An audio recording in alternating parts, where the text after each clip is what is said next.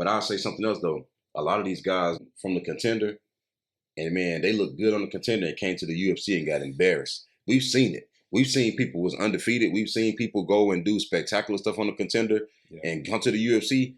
We just did a few cards back to back where they was matching these guys up against each other, getting one of them out of there. And then you got two guys coming off the Contender on a 2-fight losing streak, even though they look real good on the Contender. So if Marcelo can use that UFC experience, because man, you've been in there for a total of almost 6 rounds total. You should have learned something from that by now, because you had a striker, you had a grappler. Okay, you should be able to put that together now, because Francis, although his striking and grappling is good, it ain't at the highest level. And he's at the point, Francis is at the level now where you should be able to exploit him, because somebody going to do it, whether it's 2 or 3 fights from now. But you should be the one basically to pop that cherry and say, hey, you only got 5 fights, bro.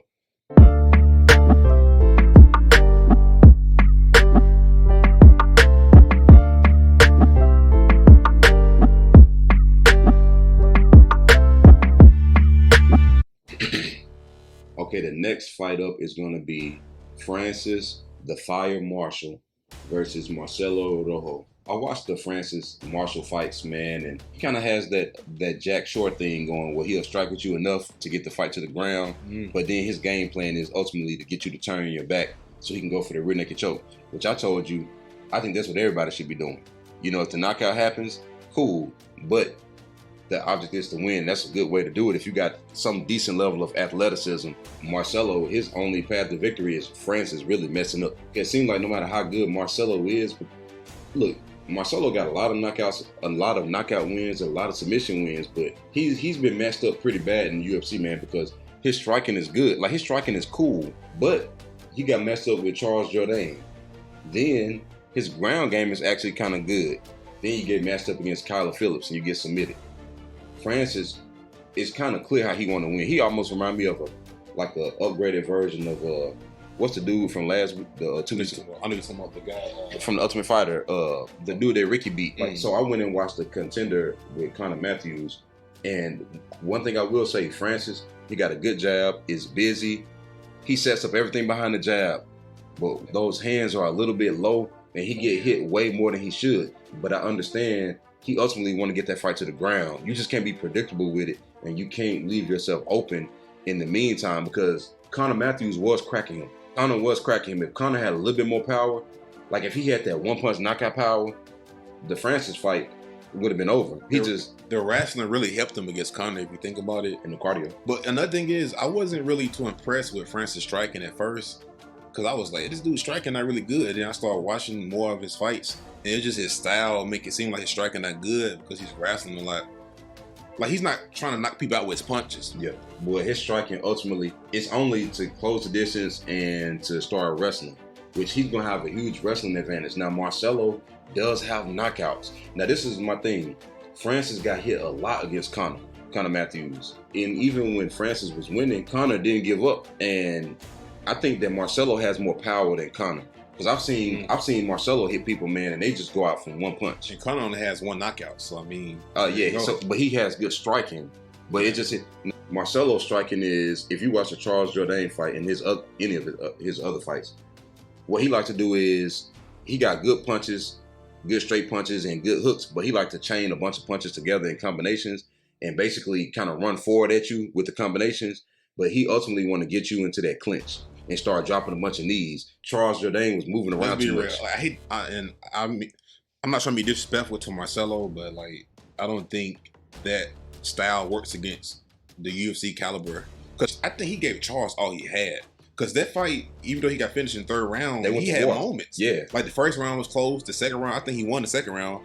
But it seems like he had Charles in bad positions. And it just seems like it wasn't good enough. It seemed like the power wasn't there.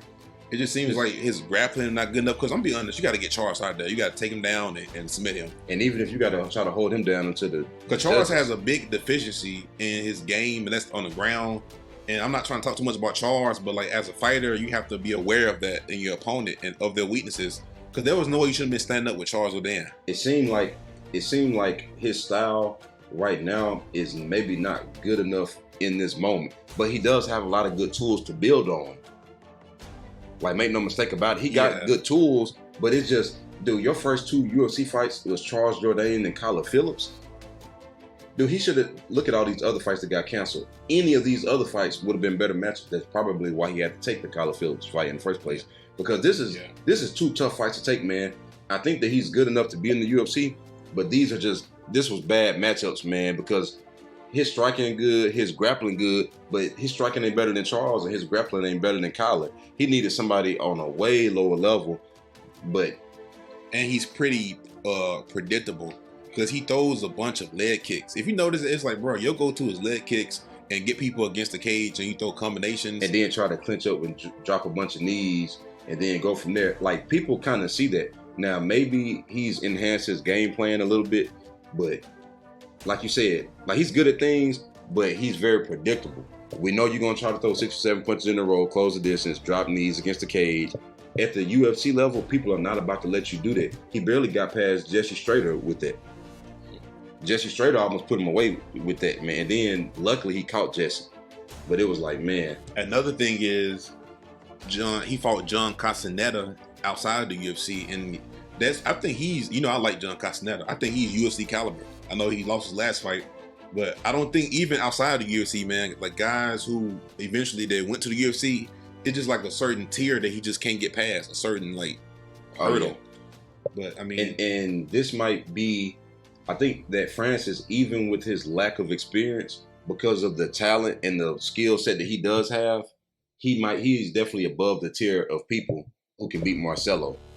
I think this is a bad matchup for Marcelo, man. I really hate this for him because he's finna get 3 tic-tac-toe 3 in a row. And then last thing I'm gonna say is we've seen Marcelo winning fights and lose. It's like, bro, I can see him winning against Francis and getting submitted in 3rd round. Yeah. I hate to say it, man, but like, that's just not a good look, man. But like you said before, Charles Jourdain and Kyler, man, he low-key good. I'm not gonna lie to you. What you mean, he's one of those guys who's supposed to be one of those next. Yeah. But I'm saying he's not like, people talk about him, but it's not like, he's not a big name like Charles Jourdain, if that makes sense. But I'm looking at the fight. It's like, man, Kyler doing all these spinning kicks and stuff, bro. That was just a big mismatch of the fight. So maybe those 2 guys was just too much for him too soon. And Charles has a level that he has to try to work to get past. But the reality is Marcelo ain't that. No. So Charles can get past these type of guys. Like I said, man, that's just too big of a matchup putting Marcelo in there with Kyler and Charles. But I think that even obviously Francis is not on their level. But I think that Francis is at the level where he should be able to beat Marcelo. Now, Marcelo can put together a game plan. I don't know how he gonna get past the grappling, man. I'll tell you that. And I don't know how he gonna get past that cardio either. Yeah, because he started to slow down in the 3rd round tremendously. Yeah, and that's when Charles put him away. So now, actually, he got put away in the 3rd round in his both UFC fights. So when you take that into account, and I'm looking at before the Contender, Francis actually finished somebody in the 3rd round. But Conor did stay in that fight in the 3rd round on the Contender, but I just don't think Marcelo... It's actually unfortunate, man, because I think that Marcelo's good enough to be in the UFC. Man, who are some fighters who are good enough to be in the UFC, but they don't need to be fighting killers? I don't know, man. Like Miles Johns and them, like you got it, like like Nate Maness and them, like you kind of match them up against certain people. Yeah. Let them get on a win streak first, and then take them to the next level. But you don't want them. I think that Francis is the type of fighter he can take a fight of a fighter a little bit above his level and still come out on top just because of his mind and his game, his strategy. So even though Marcelo has more experience, man, Dana made this fight for a reason, man. And also, this last thing too, like Marcelo, he seems like he's a little bit undersized, and that's not bad if we have some juice. If you got that juice or you got that explosiveness, it ain't the worst thing, man. But I don't see like the power. I don't see the athletic ability. So he just seems like he's just too small. Maybe if he dropped down to bantamweight, and that might help him out a little bit. Because if you take his skill set and his size at a lower weight class, he might be able to do something. But I'll say something else though. A lot of these guys from the Contender, and man, they look good on the Contender and came to the UFC and got embarrassed. We've seen it. We've seen people was undefeated. We've seen people go and do spectacular stuff on the Contender and come to the UFC. We just did a few cards back to back where they was matching these guys up against each other, getting one of them out of there. And then you got 2 guys coming off the Contender on a 2-fight losing streak, even though they look real good on the Contender. So if Marcelo can use that UFC experience, because man, you've been in there for a total of almost 6 rounds total. You should have learned something from that by now, because you had a striker, You had a grappler. Okay, you should be able to put that together now because Francis, although his striking and grappling is good, it ain't at the highest level, and he's at the point. Francis is at the level now where you should be able to exploit him because somebody gonna do it, whether it's 2 or 3 fights from now. But you should be the one basically to pop that cherry and say, hey, you only got 5 fights, bro. But I'm looking at UFCstats.com. It says Marcelo, he lands 4.90 strikes per minute, but he absorbs 7.07 strikes per minute. And his takedown defense is 66% his takedown defense.